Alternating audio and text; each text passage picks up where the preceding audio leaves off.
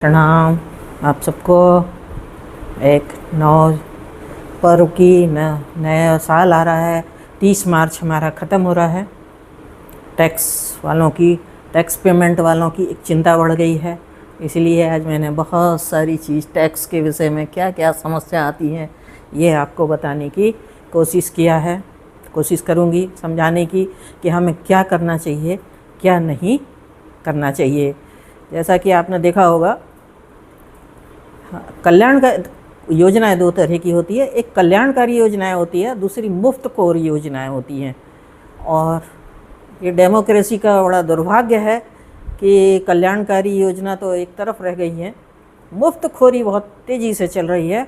और ये मजबूरी का नाम महात्मा गांधी बोलते हैं, वो उसको सत्य साबित करने लगी हैं। और सभी पार्टियां इसमें शामिल हैं। दो काम में बड़े जल्दी शामिल होती हैं इस तरह से, मुफ्तखोरी में वोट के लिए। दूसरा, अपनी तनख्वाह बढ़ाना हो तो एक स्वर में बिल्कुल आके हाथ उठा देंगे। दूसरे को पेंशन मिले ना मिले, कोई डेवलपमेंट हो ना हो, देश गड्ढे में चला जाए, कुछ भी हो जाए, लेकिन पेंशन तनख्वाह पर्क्स उनके बढ़ने चाहिए। ये हमारा दुर्भाग्य है। 2024 में करीब हमारा 1 लाख करोड़ का खर्च है ये इलेक्शन में इस तरह से। और ये मुफ्त की जो योजनाएं चलती हैं इनकी तो सहमति से कमेटी बनाना चाहिए कि कौन सी योजना होनी चाहिए कौन सी नहीं, तो वो तो नहीं करते हैं और संसद में विचार नहीं करेंगे, बाहर आके भिड़े रहते हैं। तो कोर्ट में मजबूरी में हमारे सुप्रीम कोर्ट को हर चीज़ पर डंडा लगाना पड़ता है। रिसेंटली अभी हमारे CJI ने इसी मुफ्तखोरी पे डंडा लगाया है कि इस तरह से देश को तुमने गर्त में डालने का काम किया है, तो इसमें सुधार होनी चाहिए, रोक लगाने को उसको कहा है।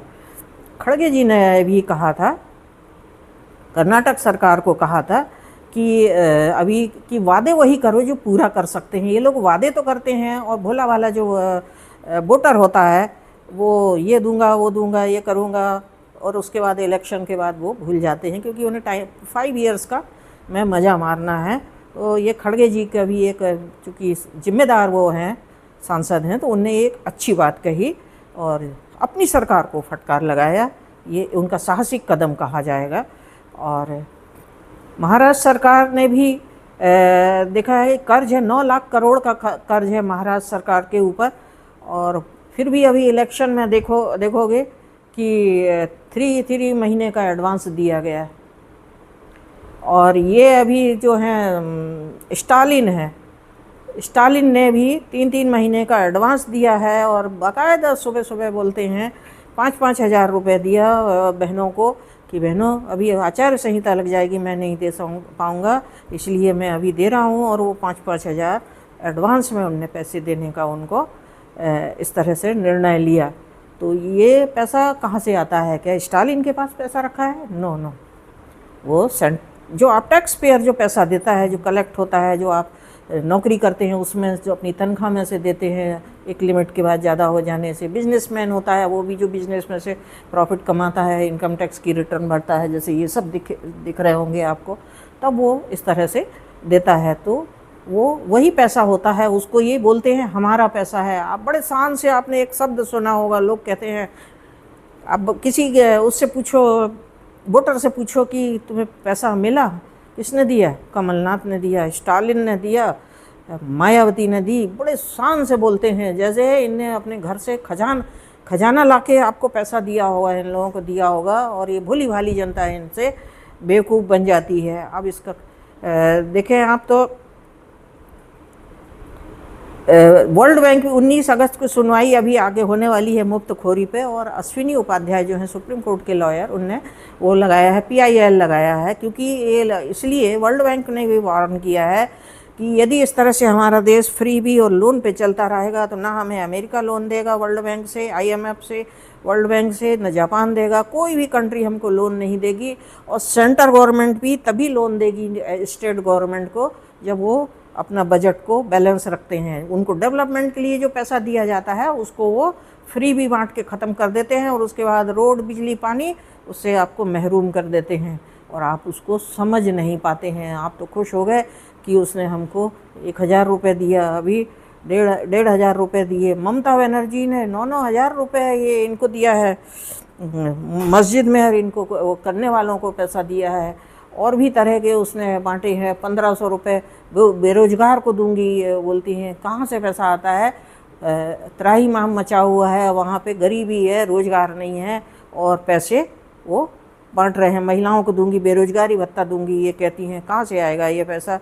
चिकित्सा की व्यवस्था नहीं करते हैं, हॉस्पिटल में दवाई नहीं होती है, इंस्ट्रूमेंट नहीं होते हैं, डॉक्टर कैसे काम करेंगे? आप ये मुझे बताइए इस मामलों के।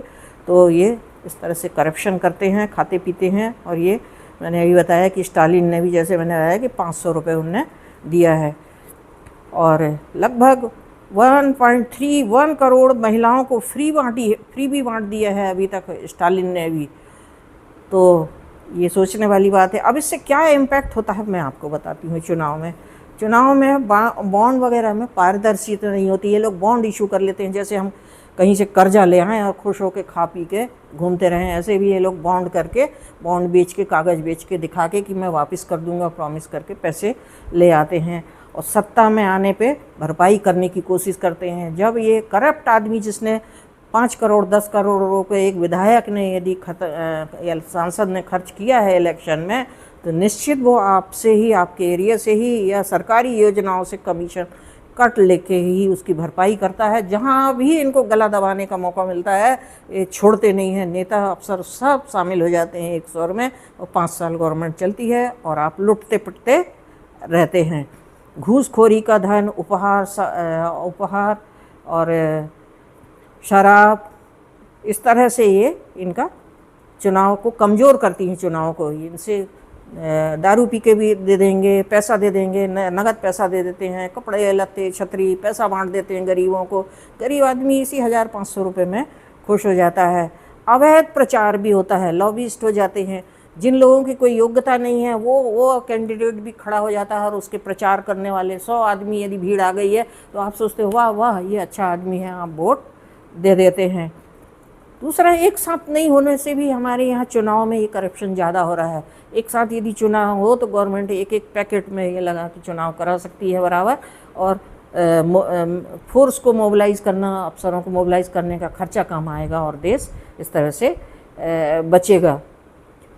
अपराधीकरण से भी बचेगा। अभी जब नंबर 2 के तरीके से ये लोग इलेक्शन में खर्च करते हैं तो उसको फिर अपराधीकरण, उनको वसूलने के लिए ये गुंडे मवाली पाले रहते हैं। और वो आपने देखा होगा बाद में कहीं आगजनी करेंगे, दंगा करेंगे, कहीं मर्डर करवाते हैं। इस तरह का काम ये अपराधीकरण होता है। 543 सांसद हैं हमारे उसमें से, तो 251 के करीब आपराधिक हैं। सोचिए, आधे सांसद हैं जिनके ऊपर केस चल रहे हैं, अपराधी हैं। और अभी योगी ने कितने लोगों को निपटाया है इसी तरह से मर्डर इसमें केसों में, तो ये करीब करीब 46% अपराधी हैं। ये बहुत मोटा मैंने ये बताया है, ये बहुत सोचने वाली बात है। और हर आदमी, एक गरीब आदमी भी है वो भी समझ सकता है कि 543 विधायक में से 251 विधायक गुंडे मवाली हैं जिन पे केस चल रहे हैं, मर्डर, रेप, दुनिया भर के। तीसरा, नकली मतदान भी करते हैं। जब पैसा धेला चलता है तो फर्जी रिपोर्ट बनाते हैं, नकली नाम करते हैं, मतदाता सूची में नकली नाम डाल लेते हैं। इस तरह का ये लोग इंटरनेशनल मूवमेंट इनके गड़बड़ होते हैं और इस तरह करते हैं। दूसरा, बुजुर्ग और अपंग जो लोग होते हैं वो मजबूर हो जाते हैं, या जो कभी कभी जॉब से लोग इधर उधर चले जाते हैं तो वो क्या होते हैं, वोट नहीं डाल पाते हैं। तो जो सही वोटर यदि वोट नहीं डाल पाता है तो जो आपराधिक लोग हैं उनके दम पे गवर्नमेंट बन जाती है, और उसका हास्य क्या होता है आपको पता है। फ्रीबी की संस्कृति यदि एक बार डेवलप हो जाए तो कोई भी पार्टी उसको ख़त्म करने में पीछे हट नहीं सकती, क्योंकि उसको भी मजबूरी हो जाती है। यही कारण है कि अभी सुप्रीम कोर्ट बार बार इसमें इनको वो दे रहा है, वार्निंग दे रहा है इसके लिए। दूसरा, इसके कारण एक और देखा होगा, जब आप किसी आदमी को, हमें ये पता लग जाए कि अमुक आदमी करप्ट है, इसको मैनिपुलेट किया जा सकता है, या इस देश में करप्शन चलता है, तो क्या होगा, साइबर अपराध बढ़ जाते हैं। बाहर से लोगों के होते हैं, बाहर से डीप फेक जो गुंडों का जो गैंग चलता है वो यहाँ पे खरीदी करते हैं, यहाँ एनजीओ के बहाने डेवलपमेंट की किसी कोई कंपनी के बहाने आते हैं और इस तरह से पैसा धेला खर्च करके गलत गवर्नमेंट बिठाते हैं और अपना काम करते हैं, उससे देश का नुकसान होता है। और पॉलिटिकल लिमिट नहीं होना भी एक कारण है। किस कैंडिडेट ने कितने पैसे खर्च किए, कहाँ से लाया, इसका कोई हिसाब नहीं होता है। माना सरकारी डिपार्टमेंट को धमका चमका के लेते हैं, बिजनेसमैन को लेते हैं, नहीं होगा तो उसको बाद में टपका देते हैं। इस तरह का ये लोग काम करते हैं। क्यों? क्योंकि इनको पैसा चाहिए होता है इलेक्शन के लिए, और उसके बाद यदि खुदा न खास्ता जीत गए तो वो बदला लेते हैं, मर्डर करते हैं, बहुत से काम करते हैं। तो ये एक अपराधीकरण और एक्सपेंडिचर का बड़ा ना होने का एक बहुत बड़ा कारण होता है। तीसरा, वंशवाद भी एक कारण है। पता नहीं हमारे जनता ये बात क्यों नहीं समझ पा रही है कि एक आदमी पार्टी बना लेता है, बदल के कुछ नाखुश हुआ तो दूसरी जगह जाता है और उसकी बपोती हो जाती है। जैसे देश को उन्होंने खरीद लिया है, मामा चाचा भाई बहन भतीजे उसी के परिवार के 10 लोग सांसद बन गए हैं, विधायक बन गए हैं, और उन्हीं के सपोर्टर लोग हैं, पार्षद बन गए हैं, और मिलजुल के काम चल रहा है। इस तरह का ये मैंने आज आपको 11-12 पॉइंट जो आपको बताने की कोशिश की कि इलेक्शन में रूल्स रेगुलेशन नहीं होने से, अनवांटेड धन होने से, गुंडे मवाली पावर होने में, चुनाव में एक्सपेंडिचर का लिमिट नहीं होने से गवर्नमेंट को कमेटी बना लेनी चाहिए और गवर्नमेंट फंड से बाकायदा वो पैसे इकट्ठे जितना देना है उतना दे और उस आधार पे सही कैंडिडेट का चुनाव करे, सुप्रीम कोर्ट या राष्ट्रपति सुपरविज़न में रखे, देश को सुधारने की कोशिश करे तो देश सुधर पाएगा। इसीलिए वन नेशन वन इलेक्शन का सपोर्ट करें, सभी पार्टी को करना चाहिए। आज आप पावर में नहीं है, कल दूसरा पावर में नहीं रहेगा, परसों तीसरा नहीं रहेगा, ये तो चलता रहेगा। लेकिन देश को बचाना है तो वन नेशन वन इलेक्शन और करप्शन को इलेक्शन में हटाना, सही कैंडिडेट लेना ज़रूरी है। अदरवाइज़ आप अभी देख लेंगे, अभी बंगाल चुनाव आ रहा है और इससे तमिलनाडु में भी चुनाव है, अभी पता लग जाएगा। ये तो इतने थ्रेटन करने लगे हैं कि तुम घुस के देखो, तुम्हारी हिंदी यहाँ भाषा नहीं है, ना तुम थे, ना आज हो, ना कल रहोगे। ये थ्रेटन करते हैं।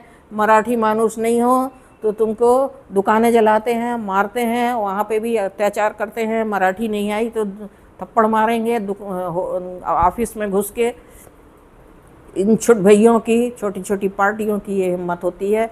इस सबसे सबक लीजिए और बंगाल का अभी नाच गाना आप ज़रूर देखें, समझें और उससे कुछ लेसन लें और निर्णय सही लें। इस उम्मीद के साथ मैं आपसे विदा लेती हूँ। और मेरा कहने का मतलब है कल्याणकारी या मुफ्तखोरी, क्या चुनना है आपको, ये ध्यान रखें।